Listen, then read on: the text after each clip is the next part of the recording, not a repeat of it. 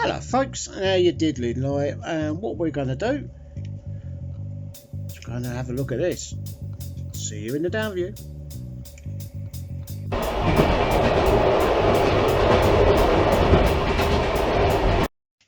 So here we go. Right, this is the 08 shunter electrics. Now it's not the best under there because obviously I haven't soldered in a long time, but if you look,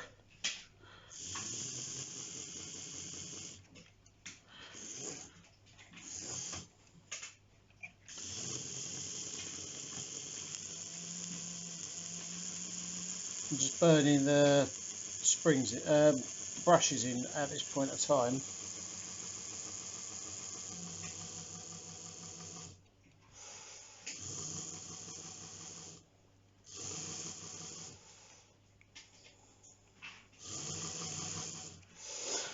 There we go. Now, as you can see, I've put a new tag, like positive tag in. Alright, I've remade the connections, I've re-insulated the spring. As you can see, I've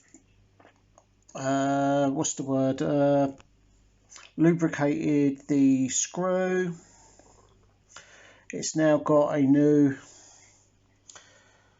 contact brush in, but unfortunately it's a bit short, which I've glued into place using this stuff, Gorilla Glue. So you know, and what you can see there, this is the when you like push it forward, that locks the thing. When you get it to stop, you stop it quite sharply, that lifts up, and then you should be able to pull it forward again. So that's the automatic decoupler. So the next shot will be with this cap back on. See you in the next bit. So here we go. As you can see,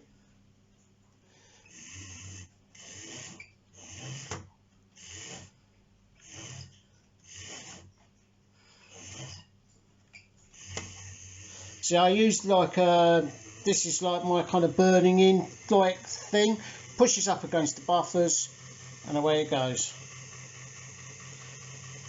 And it even has slow speed control. The brushes are still not ready for that yet, but like once the brushes are bedded in a bit better, like when I put it to high stance, it goes into like a low speed mode, which I think is quite cool. Right, now what we're going to do is we are going to look at my magic secret weapon on cleaning stuff.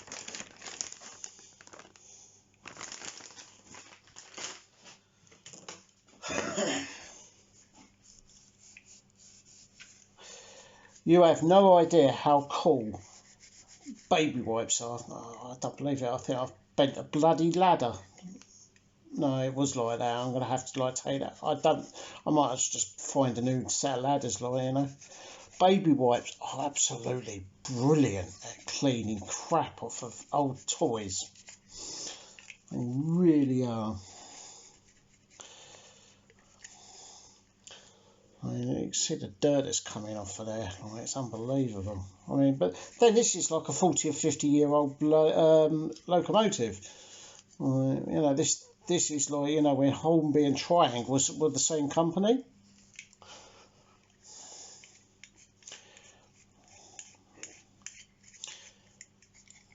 Look at that. It's coming up beautiful, that is.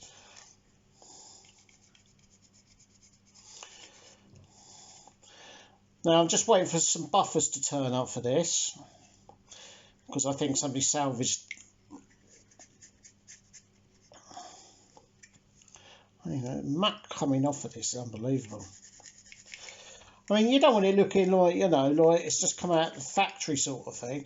You want it to look, you know, used. These shunters were never really loved, like, you know, but they still gave good service. There are still 100 still in use today on British railways. The Class 11s are the original LMS shunters that these are all based on. And the Dutch, the Australians, a couple of other countries, like they had versions of this as well. As you can see, with the pickups, like, you know, but hey, it's working. You know, I'm a bit worried about points. I'm going to have to do something about that. I think I'm going to have to bend them somehow up. Then get a nice clean microfiber cloth.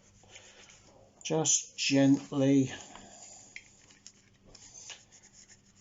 work it around. You know, you don't want to take the paint off sort of rubbing. You just want to, like, you know, put a bit of a matte sheen on it rather than a... There we go.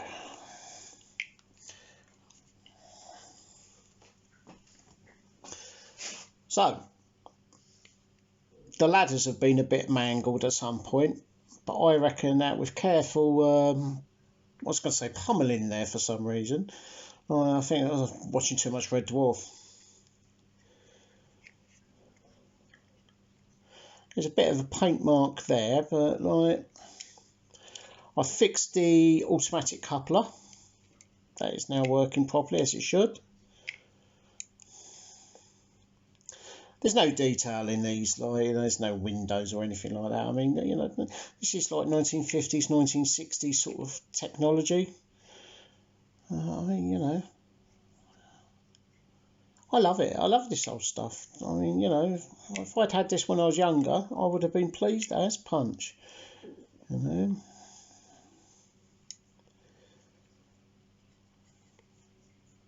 Now, so I read somewhere that this hole was that you could fit like a smoke generator to it or something. Or, like, you know, there was that option. So we'll give it one last.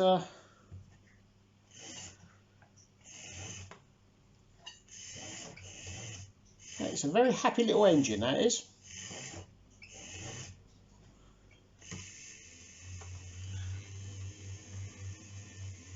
Quite strong as well for us. You know.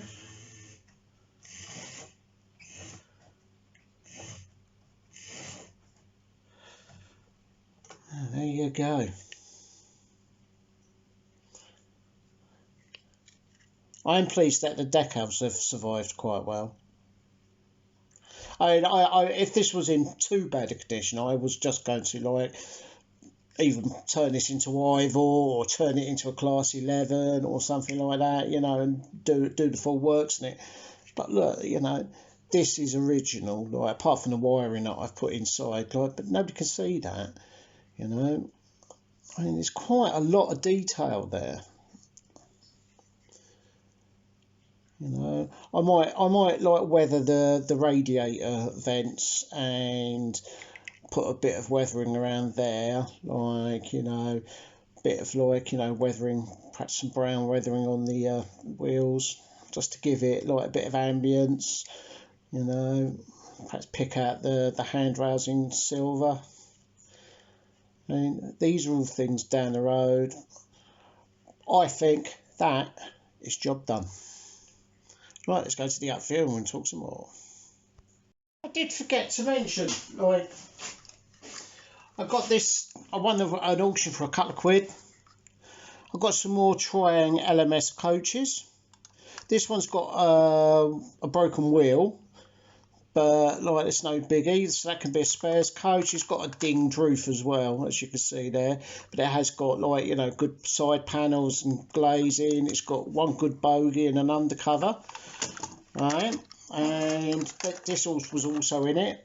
Now this one's in good condition, coupling's good, good glazing, undercarriage, good wheels. I mean, they're plastic wheels, but I don't really care about that.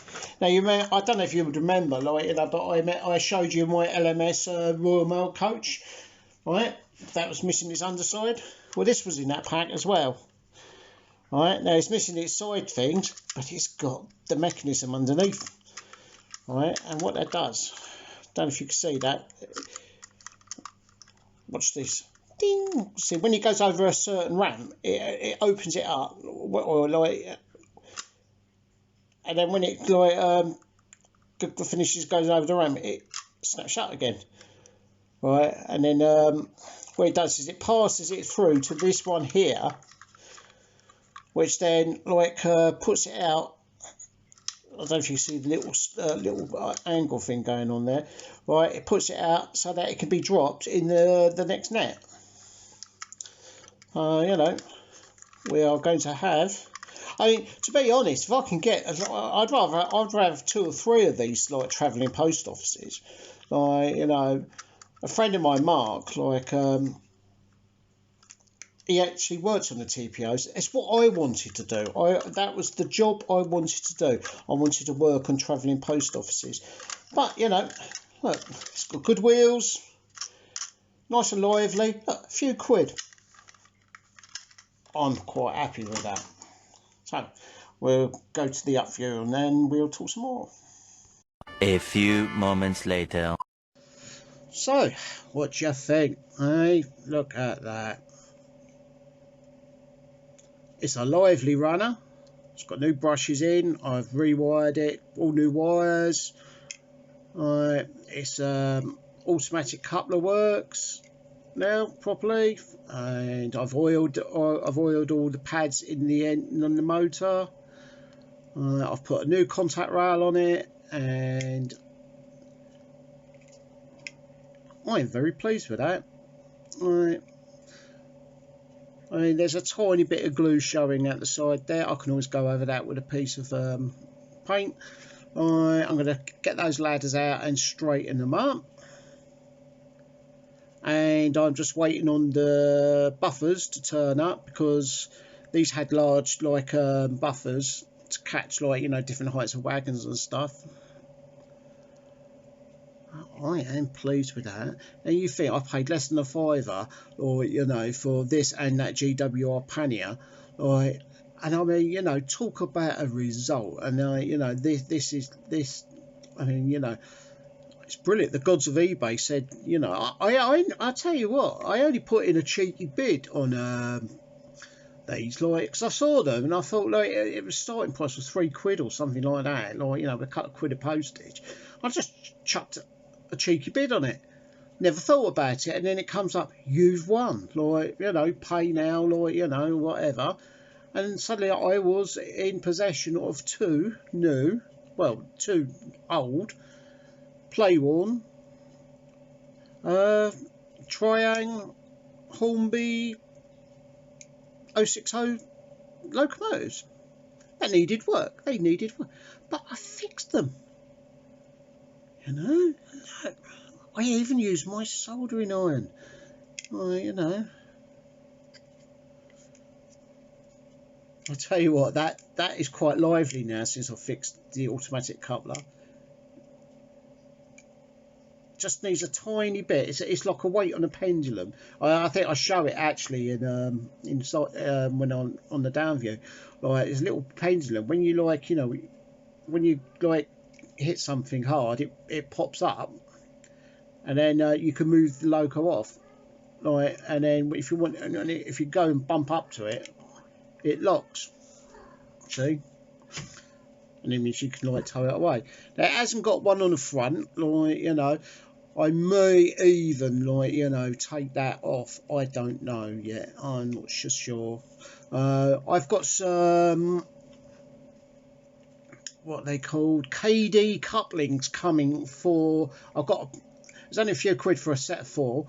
Right, I've got the short ones because I want to replace the Triang ones on my 101 class DMU, because the gap is like that, like, you know, between, like, the carriage ends, like, you know, and I want to close it so that it's normal, and that the gangways are just brushing but not, like, you know, tight, like, you know.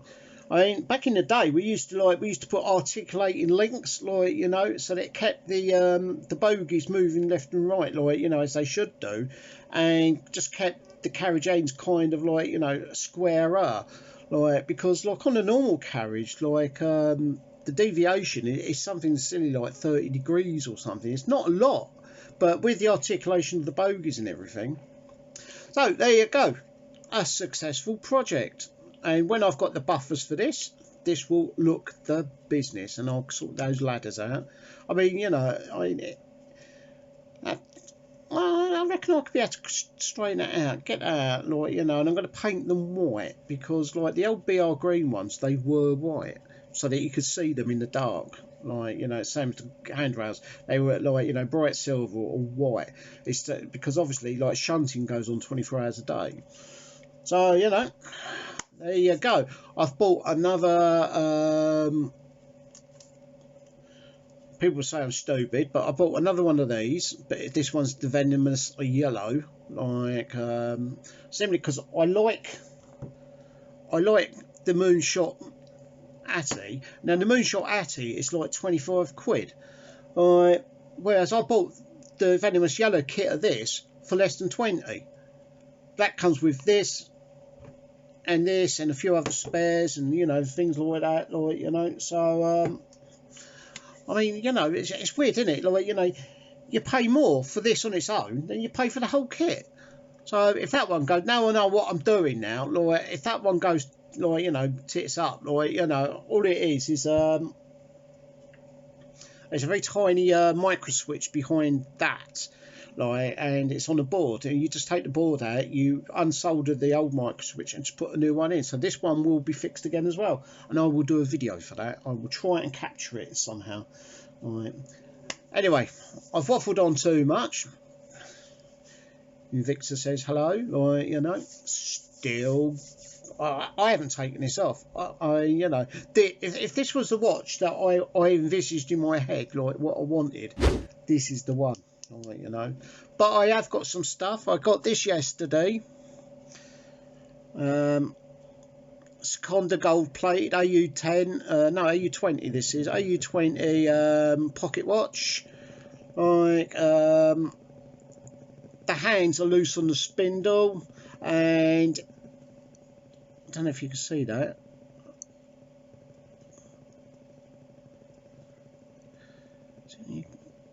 It's been a git now.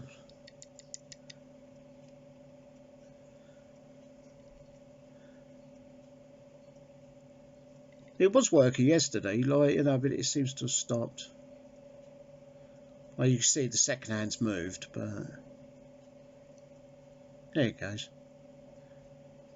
So I've topped the jewels with some oil, right, but it's very, very overwound, which I'm going to release the power off again. You know, there you go. I had to cut quid for it, like, you know. I mean, this is a Soviet, like, a Seconda. I'm not going to complain. Anyway, double thumbs up. BR Class 08 shunter made by Hornby-Triang. R152 or something like that. 156. No, the DMU is a 156. This is a 152, I believe. It's very old. Right, it's got Hornby-Triang stamped on the inside of the cavity. So I love it. See you in the next one.